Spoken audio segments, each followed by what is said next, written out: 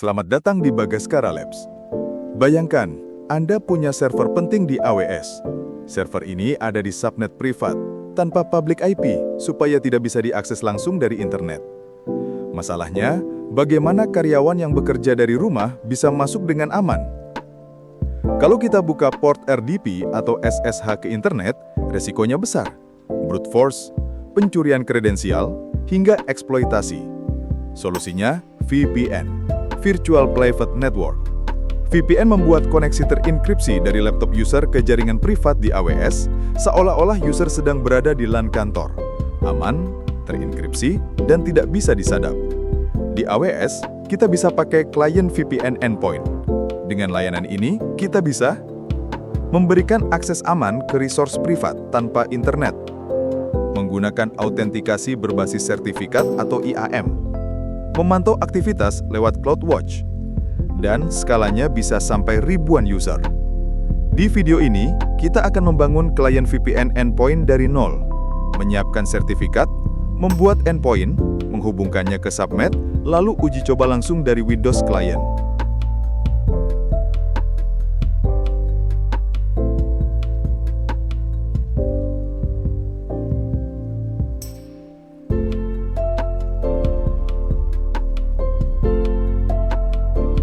Sebelum kita mulai praktek membangun klien VPN di AWS, ada beberapa hal yang harus kita persiapkan terlebih dahulu. Pertama, kita membutuhkan sebuah VPC yang sudah memiliki private subnet. Subnet ini akan menjadi lokasi server kita yang hanya bisa diakses melalui jalur aman, bukan langsung dari internet. Kedua, kita siapkan sebuah EC2 Windows Server yang dijalankan di dalam private subnet tersebut. Penting untuk diperhatikan, server ini tidak memiliki public IP address, sehingga tidak bisa diakses langsung dari luar. Tujuannya adalah untuk memastikan server benar-benar terlindungi dan hanya bisa dijangkau melalui koneksi VPN yang nanti kita buat. Ketiga, kita juga perlu sebuah laptop lokal Windows. Laptop ini akan digunakan untuk beberapa hal penting, mulai dari generate sertifikat menggunakan EasyRSA, hingga menginstal aplikasi AWS VPN Client yang akan kita gunakan untuk menguji koneksi ke server. Dengan tiga komponen utama ini, VPC dengan private subnet, Windows Server di dalamnya, dan laptop lokal sebagai klien, kita siap untuk melanjutkan ke tahap berikutnya.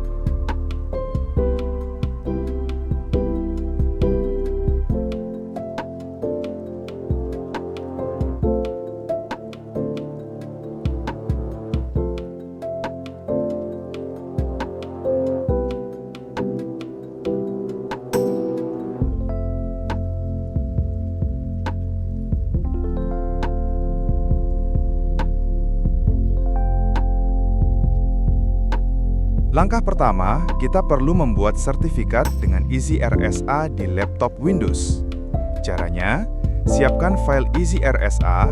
Untuk link download ada di deskripsi video ini, lalu buka PowerShell.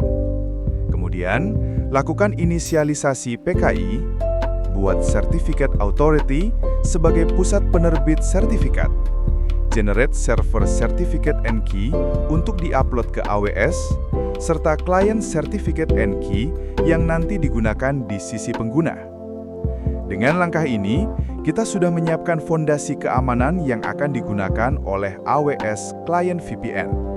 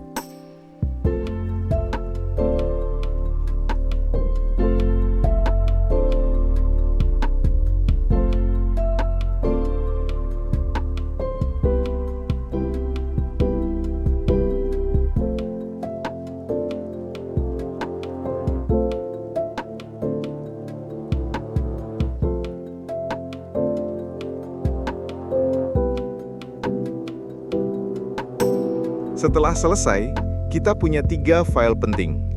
ca.crt untuk root CA, server.crt dan server.key untuk endpoint, client.crt dan client.key untuk user.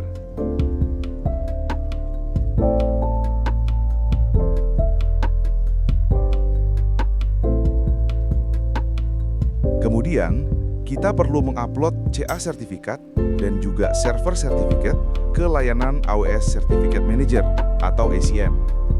Langkah ini sangat penting karena AWS membutuhkan informasi sertifikat tersebut untuk memastikan bahwa koneksi VPN yang kita buat benar-benar aman dan hanya bisa diakses oleh pihak yang memiliki sertifikat yang valid.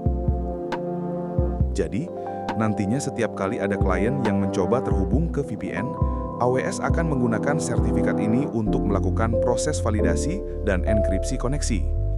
Dengan begitu, data yang lewat di jaringan VPN akan terenkripsi end-to-end, sehingga tidak bisa disadap atau dimodifikasi oleh pihak yang tidak berwenang. Tanpa sertifikat ini, VPN klien tidak akan bisa melakukan handshake dengan endpoint di AWS. Jadi bisa dibilang, sertifikat inilah yang menjadi kunci untuk membuka akses VPN dengan cara yang aman.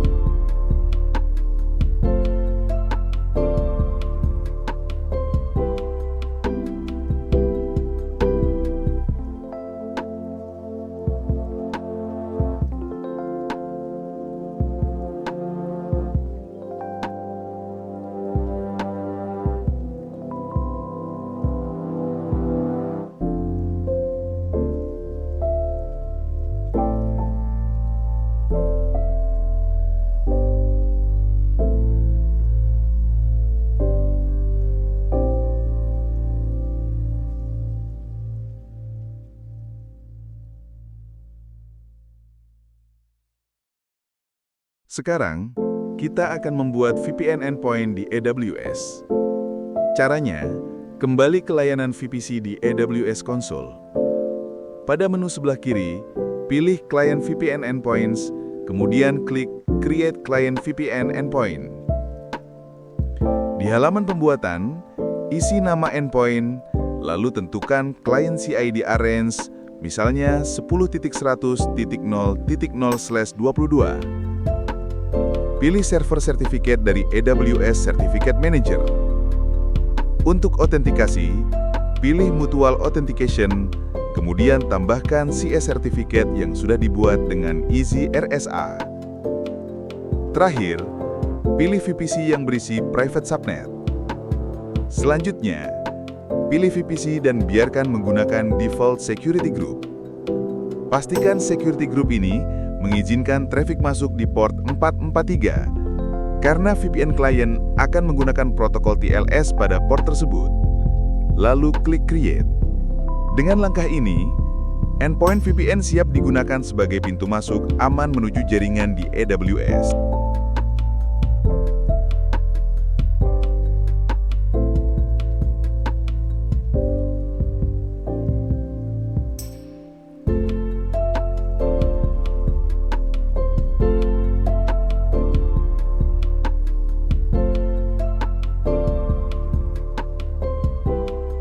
Setelah klien VPN endpoint dibuat, kita perlu melakukan konfigurasi tambahan.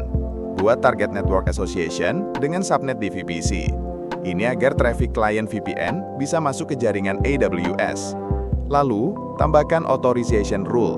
Di sini kita izinkan akses ke 10.0.0.0/16 dan berikan akses untuk all users, sehingga semua klien dengan sertifikat valid bisa menjangkau seluruh subnet di VPC. Setelah itu, tunggu beberapa saat hingga status berubah menjadi available. Jika sudah, maka VPN endpoint siap digunakan.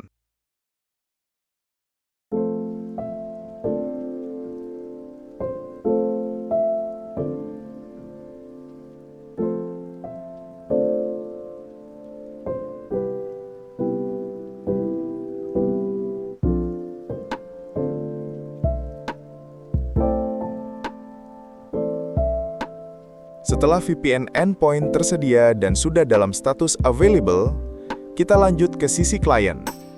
Download konfigurasi VPN dari klien VPN endpoint menu. File konfigurasi ini akan kita dapat dalam format .ovpn. Di dalamnya sudah ada detail koneksi, seperti alamat endpoint VPN, port, serta parameter enkripsi yang digunakan. Namun konfigurasi ini masih belum lengkap. Kita perlu menambahkan klien certificate dan klien private key yang sudah kita buat menggunakan Easy RSA. Caranya cukup mudah, buka file .ovpn dengan Notepad, kemudian salin isi dari file sertifikat klien dan key, lalu tempelkan pada bagian yang sesuai di dalam file konfigurasi. Setelah selesai, kita simpan perubahan. Sekarang, file .ovpn sudah siap digunakan.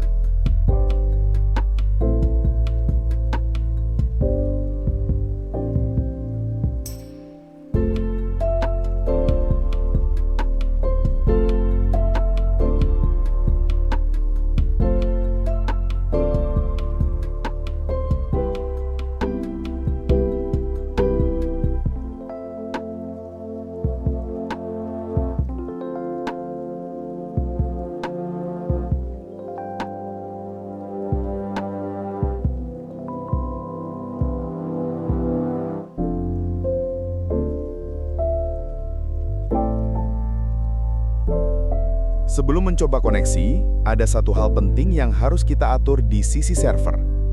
Kita perlu membuka akses RDP port 3389, tapi bukan langsung dari internet. Akses ini kita arahkan khusus ke VPN Client Network, yaitu 10.100.0.0/22. Dengan begitu, hanya perangkat yang terhubung lewat VPN yang bisa melakukan RDP ke Windows Server, sehingga lebih aman.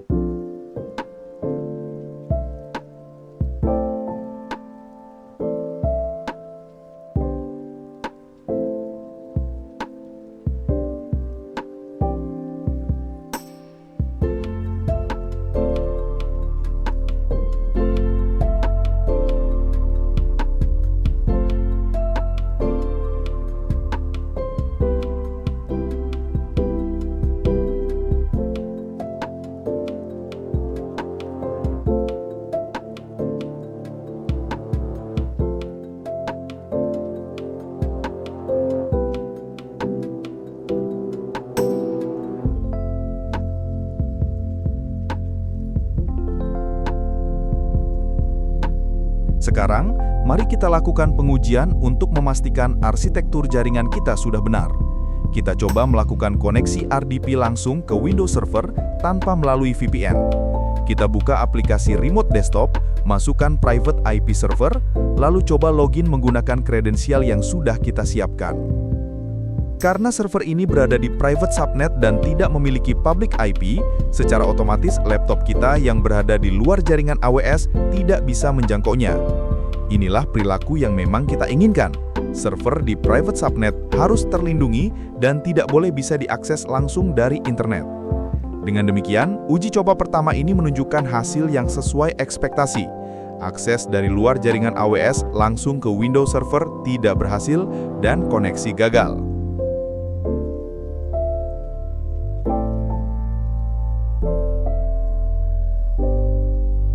Selanjutnya, kita buka aplikasi AWS VPN Client di laptop. Di sini, kita import file konfigurasi .ovpn yang tadi sudah kita siapkan, lengkap dengan sertifikat dan key.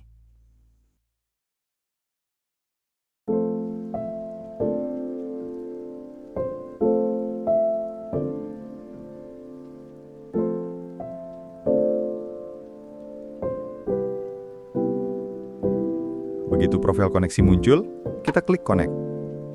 Dalam beberapa detik, laptop kita akan terhubung ke jaringan privat AWS melalui VPN.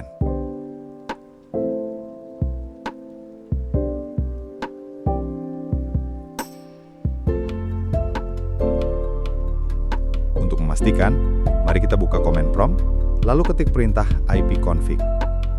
Di sini terlihat, laptop kita mendapatkan alamat IP baru dari range VPN yang sudah kita tentukan sebelumnya.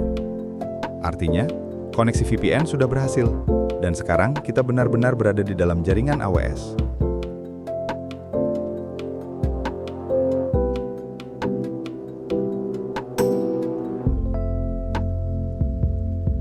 Sekarang mari kita coba lagi melakukan remote desktop ke Windows Server. Tapi kali ini dalam kondisi laptop sudah terhubung ke VPN. Berbeda dengan sebelumnya, kali ini koneksi berhasil. Kita bisa login dan mengakses Windows Server dengan aman, langsung melalui private IP, meskipun server sama sekali tidak memiliki public IP.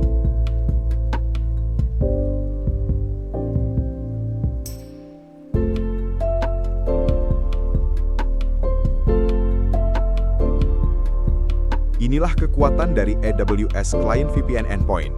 Akses tetap aman, privat, dan terenkripsi, tanpa harus mengekspos server ke internet. Keamanan bukan hanya soal menutup akses dari luar, tapi juga memastikan pengguna yang sah tetap bisa bekerja dengan lancar.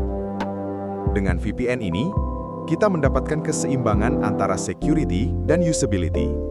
Server tetap terlindungi, sementara karyawan bisa bekerja dari mana saja dengan nyaman. Inilah filosofi di Bagaskara Labs. Setiap solusi cloud harus aman, praktis, dan siap digunakan di dunia nyata. Kalau video ini bermanfaat, jangan lupa klik like, tekan tombol subscribe, dan aktifkan lonceng notifikasi, supaya tidak ketinggalan eksperimen berikutnya bersama kami di Bagaskara Labs.